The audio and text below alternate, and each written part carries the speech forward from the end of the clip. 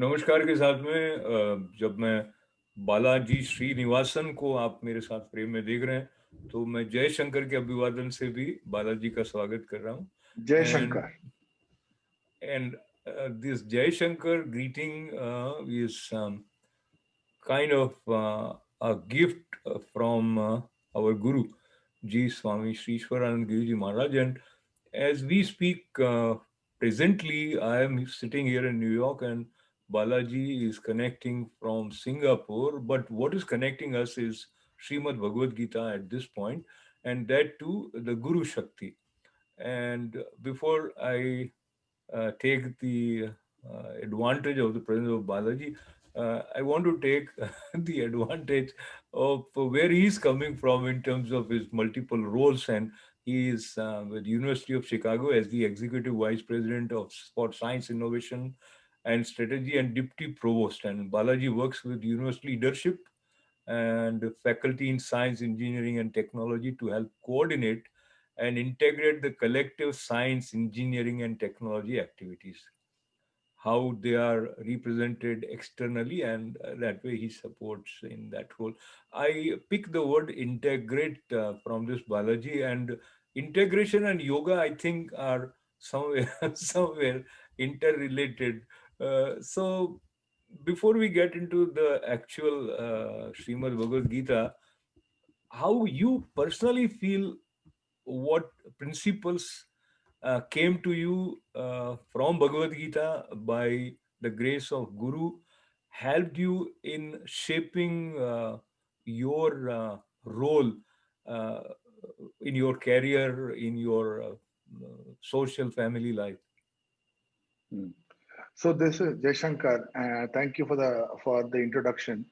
Ashok ji, your catching of the word integration is very good, Sanket, actually, for us to consider Bhagavad Gita. Um, it is not only a part of the Bhagavad Gita itself, um, which speaks to us directly, um, but we are also aided in um, understanding the Gita by the commentary of um, Bhashyakara Shankaracharya, who has written a very detailed commentary on the Bhagavad Gita, which is called Shankara Bhashya, which is, you know, certainly not the analysis that can substitute for allowing the Gita to speak to you directly, but it allows you to put everything into a full or integrated perspective of the Bhagavad Gita. Because the Bhagavad Gita is a work of art, and it is a work of, like every work of art, it is inspired by uh, the love that is overflowing from the artist. Um, in fact, the overflowing of um, love from the artist that underlies creation is the same that is expressed here in the Bhagavad Gita. So in in the Srimad Bhagavatam, when the Lord is addressed, uh, he says, Namaha Parasmai Purushaya Bhuyase. Parama Purusha, that is the uh, Parabrahman or the origin of the universe. Bhuyase. Bhuyase means one that overflows. So creation is viewed as an overflowing of the love of, of Bhagavan. Um, but it is a pure love. So that means it is not love that is a transactional love of the kind of I love you kind of thing, where there's a subject and the object. The expression of love involves uh, the work of the Bhagavan's own power, which is called Maya Shakti. The Maya Shakti acts to create a division of subject and object so that that love can be expressed as it were. So it is almost magical.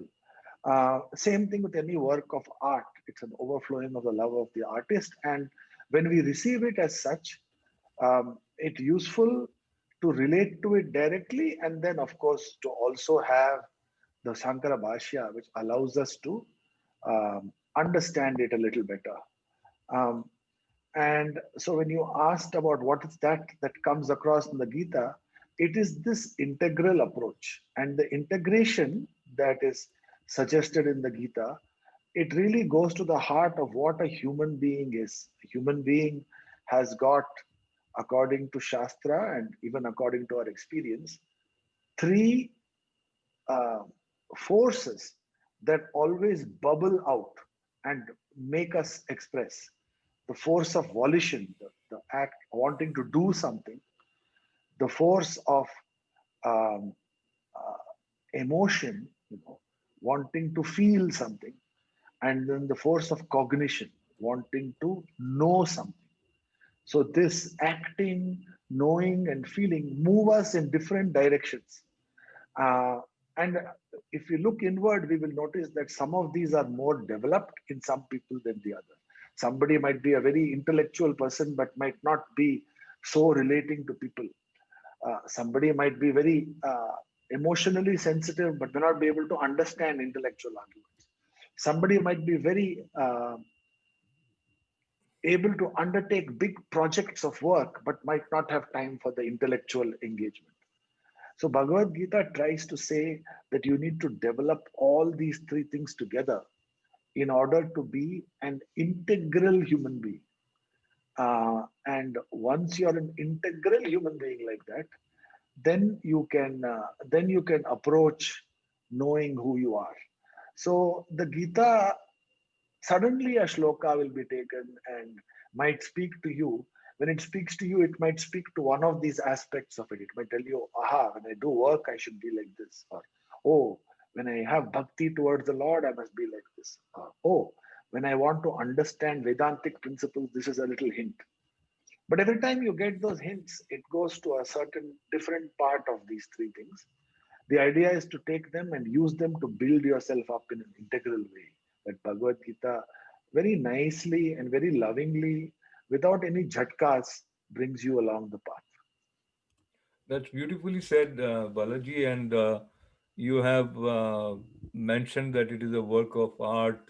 You also talked about the three basic faculties which every human being exercises, sometimes consciously, sometimes unconsciously. And then you talked about the importance of integrating this power of, call that volition, then emotion, and Cognition. intellect, cognition. Yeah. So now the question is, sometimes you intellectually understand these words, but to apply them in your life. So my question is half taken care of by you in terms of what is there in Bhagavad Gita. And you also have mentioned about the importance of Bhashyakara in helping us connect with Bhagavad Gita.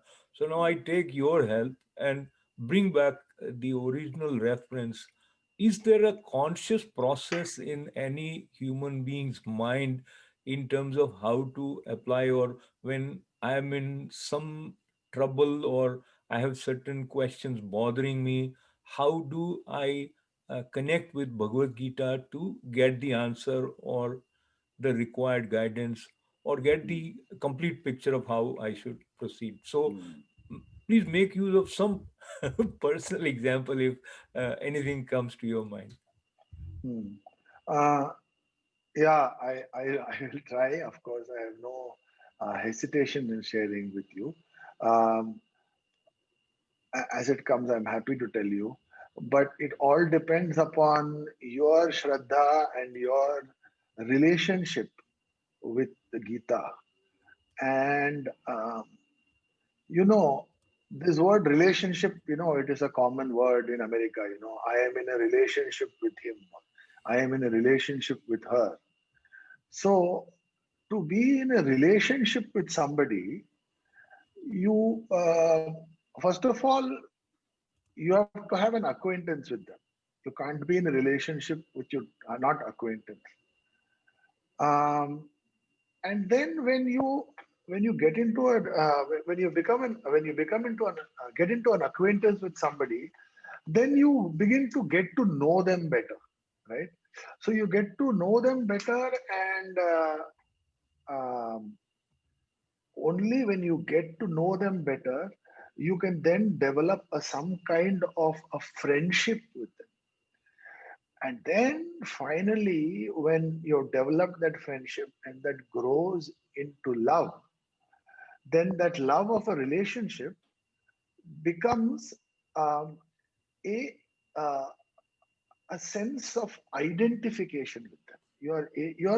You are able to enter into the soul of their being, and that is the expression of love. When you are able to enter into the very being of somebody else and really be totally in tune, in being like that, totally in tune. In Sanskrit, there is a word for that, that is called tanmayata. Tanmayata, tat and maya. Tat means that, and maya means being completely effused or completely in tune. So, the, in order to have a relationship with Bhagavad Gita, you can say, what is your relationship?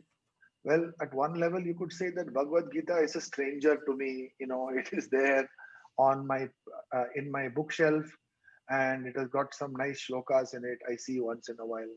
Or it could be a passing acquaintance, or it could be a casual friendship. But if you want it to be a deep relationship, then you have to develop that closeness to it. So Bhagavan says in the 11th chapter, um, Bhaktya tu ananyaya shakyah hi aham evam vidha Arjuna ज्ञातुम द्रष्टुम च तत्वेन pravishtum.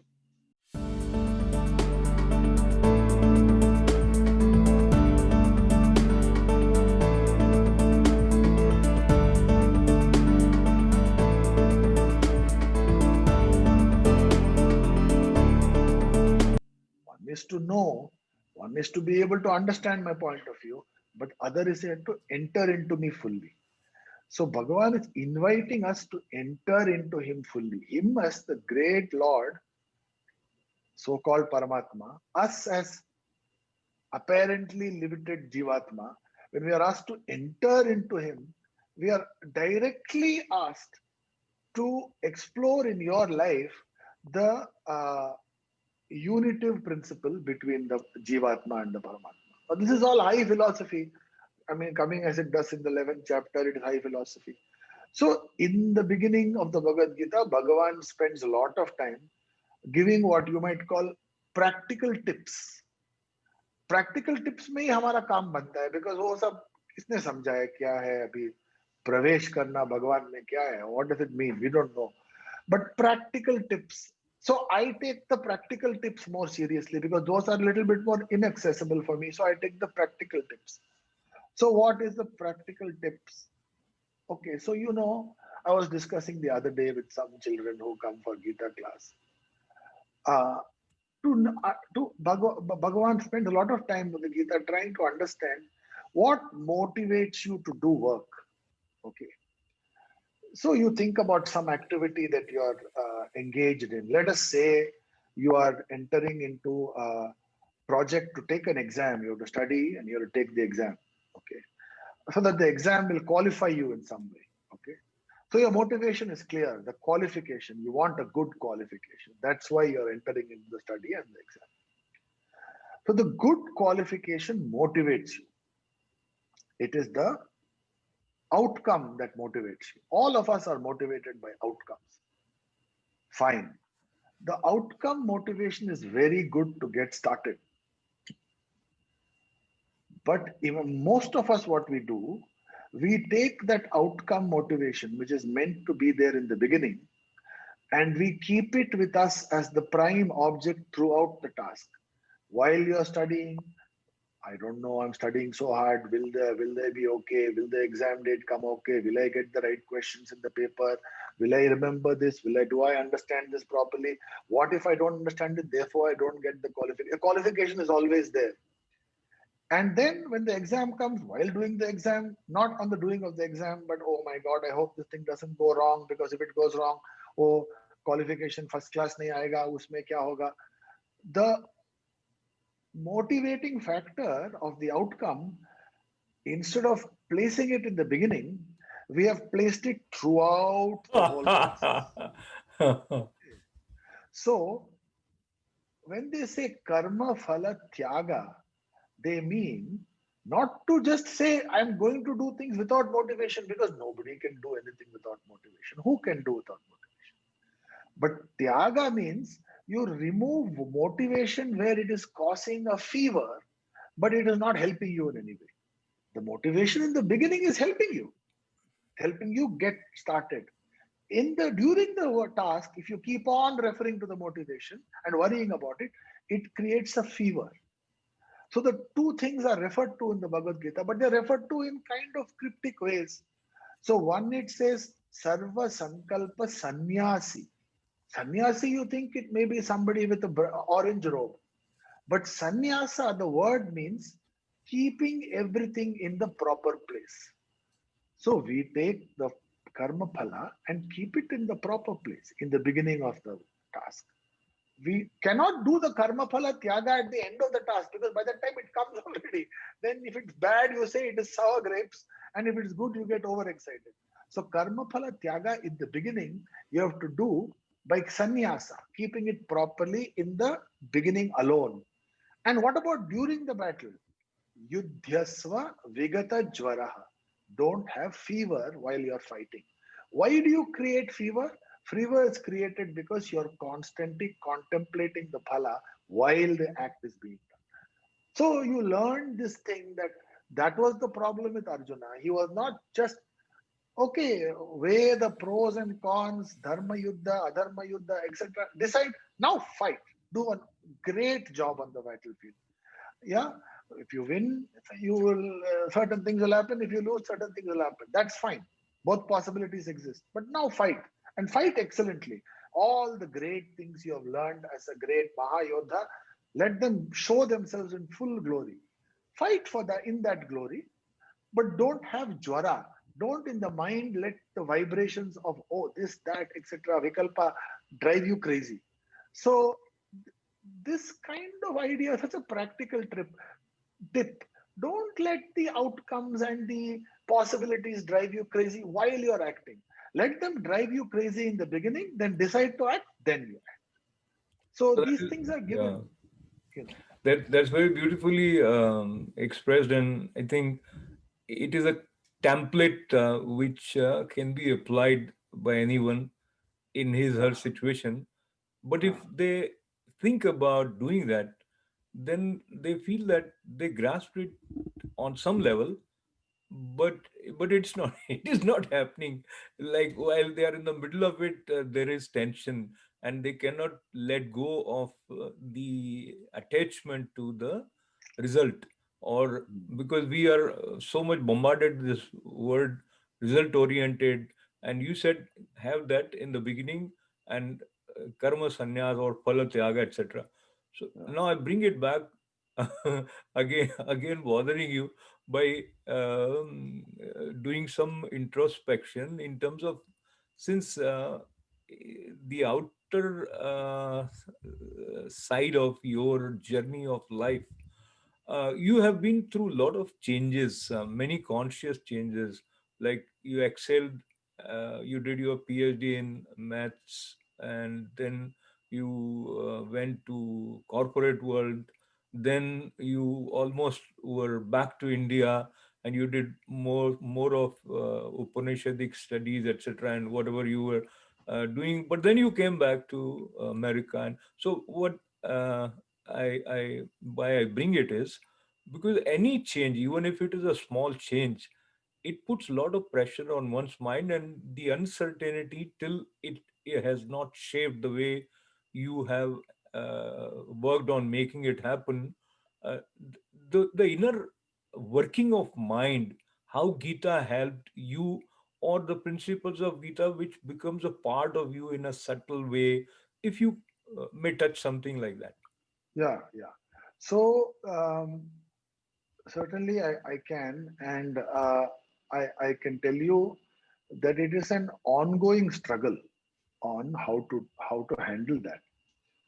Um, and in fact, uh, I'll keep the references to the Gita itself because we are talking here on the eve of the Mokshada Ekadashi tomorrow. Um, you see, there is a very elevated sadhaka who is able to stay in touch with the highest principles while they are acting. We are nowhere near that. How will that person feel? Just for that hint is given in Gita. Uh, uh, Naiva kinchit karomiti yukto manyeta tattvavit pashyan shrinvan sprishan jigran. While this person is acting, okay, you talked about change, the point about change is you are the same, but the external circumstances are totally different. And you need to act in that external circumstances.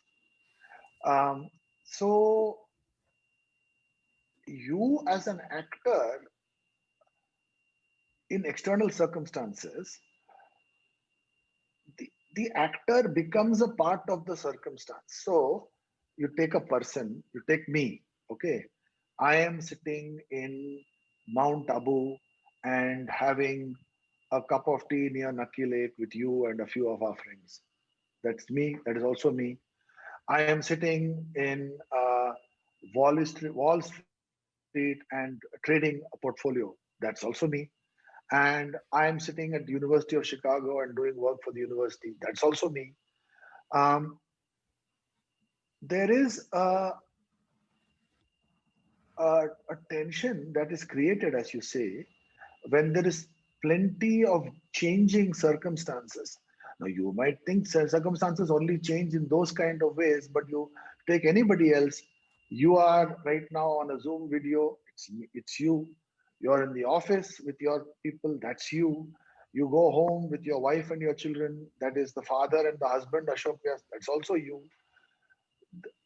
So whether you take the large changes that you referred to by talking about phases of my life, or the changes, significant changes of role that we have in our day-to-day lives, which are also significantly different, right? Um, it creates a mismatch. Always there is a mismatch, and always, therefore, there is a tension that is created, right? Because you're trying to adapt to different roles, right? The person who is very sophisticated as a sadhaka,